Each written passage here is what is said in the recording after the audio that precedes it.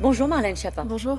Un an après la mort de Samuel Paty, la France s'apprête à lui rendre hommage. Demain, dans les établissements scolaires, il y aura une minute de silence et puis une heure de dialogue avec les élèves. Est-ce que ça doit être l'occasion d'ailleurs de passer quel message aux élèves, à notre jeunesse? Oui, d'abord, à l'approche de l'anniversaire, du triste anniversaire du décès de Samuel Paty, je veux d'abord adresser une pensée à sa famille qui doit vivre des moments extraordinairement difficiles, mais aussi aux forces de l'ordre qui sont intervenues ce soir-là.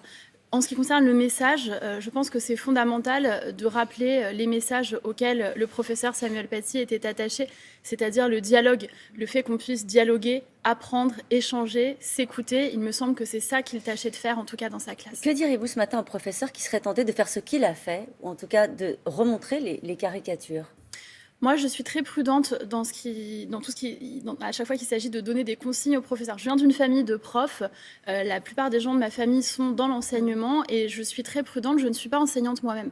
Donc, je me garde bien de donner des injonctions aux professeurs. Je sais à quel point c'est difficile Ils se sentent de parfois gérer une démunis, ils classe. disent on n'a pas les codes, on ne sait pas quoi leur dire, on n'est Oui, pas bien suffisamment sûr. formé à Mais la vous laïcité. savez, je pense que quand on est enseignant, ce qui est encore pire, c'est quand vous avez des gens sur les plateaux de Oui. télé qui disent les profs, ils doivent faire ci et ça, des gens qui ne sont pas du tout enseignants, ce qui est mon cas. En revanche, sur la laïcité, ce que je peux vous dire, c'est que nous avons mis en place d'abord un grand plan de formation pour faire en sorte que 100% des agents publics soient formés à la laïcité.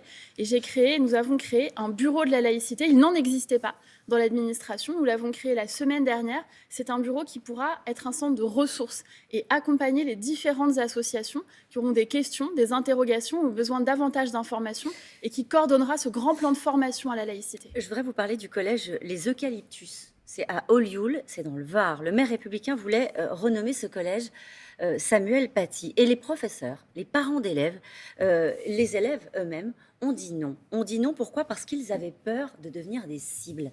Comment est-ce que vous réagissez à ça?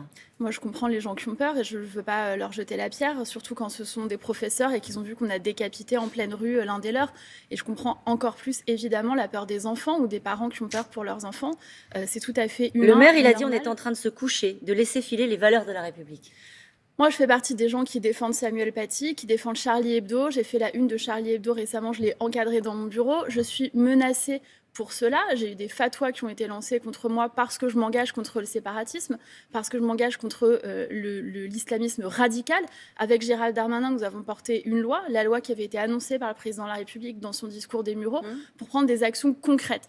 Et moi, mon travail en tant que ministre au ministère de l'Intérieur, c'est faire en sorte justement de créer les conditions pour que les gens puissent avoir de moins en moins peur. C'est un travail difficile, c'est un travail de longue haleine. On Elle est dissout toujours les là, la peur. collectifs. C'est ça qu'il nous dit. Bien sûr, mais la peur est toujours là, mais la menace est toujours là aussi. C'est pour ça que je comprends les gens qui ont peur. La menace terroriste, elle est vivace. Le ministre de l'Intérieur a demandé au préfet d'être très vigilant à l'approche de l'anniversaire du décès de Samuel Paty. Et c'est pour ça qu'on dissout. On dissout le CCIF, on dissout le collectif de Fek Cheikh Yassine. On a fermé plus de 670 lieux, mosquées radicalisées, débits de boissons, etc. depuis 2019. Donc il y a une action résolue de l'État sur l'entrave face à cette Que radicalisation. dites-vous à ceux qui, dans le débat public, veulent faire passer la tolérance avant la laïcité républicaine? Mais je crois qu'on ne peut pas opposer les deux. En réalité, souvent, la laïcité est mal définie. La laïcité, c'est pas être contre les religions. Au contraire, dans les grands principes de la laïcité, il y a la séparation entre les églises et l'État, mais il y a aussi la liberté de conscience, la liberté de culte. Et d'ailleurs, l'État finance la sécurisation des abords des lieux de culte avec des caméras de vidéosurveillance et des personnels, afin justement que chacun puisse croire ou ne pas croire librement. Et dans ce contexte-là, Thomas Soto en parlait tout à l'heure, Éric Zemmour, qui est donné dans ce sondage Harris Interactive au deuxième tour, dit islam et islamisme, c'est pareil. Ah non, c'est pas la même chose, non.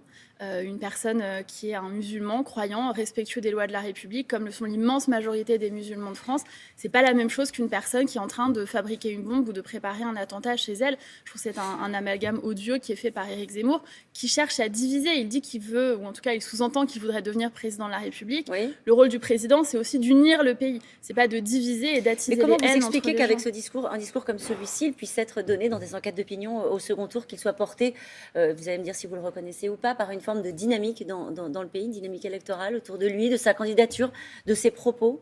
Moi, je ne fais pas partie des gens qui contestent les sondages. Je regarde les sondages, il faut les prendre pour ce qu'ils sont. Ils sont une photographie de l'instant T. J'ai regardé les sondages d'octobre 2016. Ils donnaient Alain Juppé, président de la République, élu à plus de 36%, me semble-t-il, à l'époque. Et moi, j'étais en soutien avec Emmanuel Macron et nous étions bas dans les sondages à l'époque. Donc, je regarde aussi ça avec un petit peu de distance. Il y a une autre étude, me semble-t-il, qui est sortie aujourd'hui ou hier sur les préoccupations des Français Français, qui dit que la santé est importante pour les Français, l'environnement, le pouvoir d'achat, l'éducation. L'immigration arrive en 13e position. Donc je ne suis pas persuadée que l'ensemble des Français se réveillent tous les matins en se disant comment on fait pour sortir les immigrés de France. Pourtant, vous en avez beaucoup parlé pendant ce quinquennat. D'immigration ? Oui. Moi, j'ai parlé beaucoup d'intégration. Moi, je suis la ministre en charge de l'asile On va et de en parler dans un l'intégration. instant, d'ailleurs. C'est la semaine de l'intégration. J'ai fait un plan pour intégrer les 3200 personnes qui sont arrivées d'Afghanistan ces derniers mois.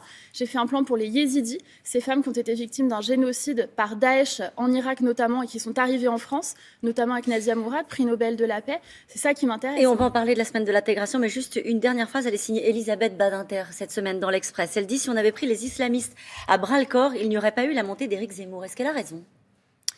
Je pense qu'on a pris ce sujet à cœur tard et c'est un on collectif, on les pouvoirs publics. Moi, très sincèrement, avant d'être au ministère de l'Intérieur, je n'avais pas conscience de la gravité de l'état de la menace islamiste en France. Et maintenant, effectivement, je considère que c'est l'une des priorités de l'action de notre pays, oui. Vous pensez que c'était aussi le cas du président de la République ? Non, je pense que le président Il avait conscience de cela ou est-ce qu'il a pris conscience aussi en arrivant en responsabilité de cette réalité-là ? Non, je pense que d'abord le président en avait conscience tôt. Son discours au Mureaux, il précède l'assassinat de Samuel Paty. Il l'a préparé pendant longtemps. Ça faisait 2 ans qu'il demandait à son gouvernement de faire une loi contre les séparatistes, de prendre des mesures. C'est le président qui a mis en place les CLIR, les cellules locales de lutte contre l'islamisme et le repli communautaire, qui depuis des années, dans chaque département, passent en revue justement les lieux radicalisés. Et après, oui, bien sûr, à l'épreuve du réel, on évolue. Et le président l'avait dit lui-même d'ailleurs au Mureaux, quand on l'avait interrogé, en disant bien sûr, quand on voit le réel, bien sûr, on évolue. Alors, vous le disiez à l'instant, vous organisez la semaine de l'intégration sur tout le territoire national pour mettre en avant les initiatives d'accueil des réfugiés, en particulier, vous l'avez dit, des réfugiés afghans. Journée d'intégration plutôt que journée d'accueil. Alors, c'est une semaine sur l'intégration, oui, parce que l'intégration, c'est une démarche proactive. Je dis souvent que inclure, c'est pas juste ne pas exclure.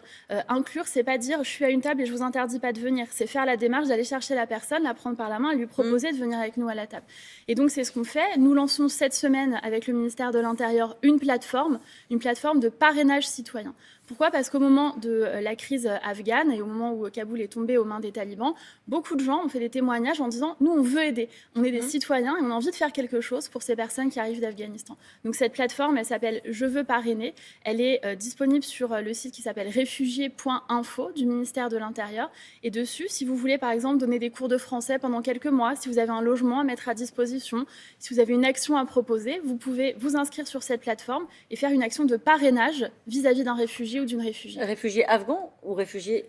Tout réfugié, mais chacun peut, dans sa proposition, indiquer s'il a une sensibilité sur tel ou tel sujet particulièrement. Qu'ont fait les maires qui avaient proposé justement d'accueillir des migrants et notamment des réfugiés afghans ? Alors certains se sont engagés, pour d'autres c'est encore en cours dans un dialogue avec les préfets. J'étais au Havre lundi avec Édouard Philippe, maire qui est ça s'est bien passé. Ancien Premier ministre. Ça s'est fort bien passé, j'étais ravie de retrouver mon ancien Premier ministre.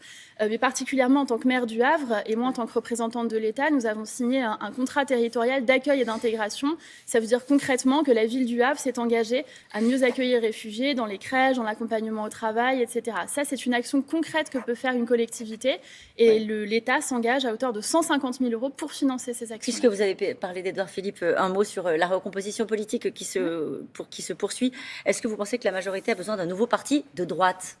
Moi, je pense que la majorité présidentielle a besoin, 1, de rester unie, et 2, de toujours s'élargir. Et donc, si on a des organisations qui veulent rejoindre la majorité, des personnalités politiques ou de la société civile qui veulent rejoindre la majorité, que ce soit par d'autres biais, je pense que c'est toujours Bruno positif. Le Maire, lui, dit le contraire. Il pense que recréer le clivage droite-gauche, en réalité, ça n'a pas de sens. Et moi, je ne suis pas du tout partisane du clivage droite-gauche. Moi, j'étais élue dans une majorité de gauche. Il y avait des socialistes, des écologistes, des communistes. J'étais de la société civile et j'ai rejoint En Marche, justement, pour dépasser ces clivages et sortir des réflexes de Pavlov, de la droite et de la gauche. Alors justement, sur la droite et la gauche, il y a un débat qui divise la majorité, l'allongement du délai d'IVG à 14 semaines. Ce texte a été voté à l'Assemblée, mais il s'est perdu dans les procédures parlementaires. Est-ce que vous y êtes favorable à l'allongement de la durée de l'IVG ? Moi, je suis favorable surtout à ce que l'IVG puisse être pratiquée. Il y a une vraie différence aujourd'hui en France entre le droit formel et le droit réel. Le droit formel, c'est que vous avez droit à l'IVG, on peut aller avorter. Le droit réel, c'est que vous avez énormément de zones qui sont des déserts médicaux dans lesquels il est impossible d'avorter parce que le temps que vous ayez un rendez-vous, vous avez dépassé les délais. Donc, je pense que allonger les délais pour l'IVG, ça peut être une solution, mais la vraie solution pour moi, c'est surtout avoir un maillage territorial de gynécologues, de sages-femmes qui permettent d'avoir accès à la contraception et quand les femmes le souhaitent, d'avoir accès à l'IVG. Merci beaucoup Marlène Schiappa d'avoir été mon invitée ce matin.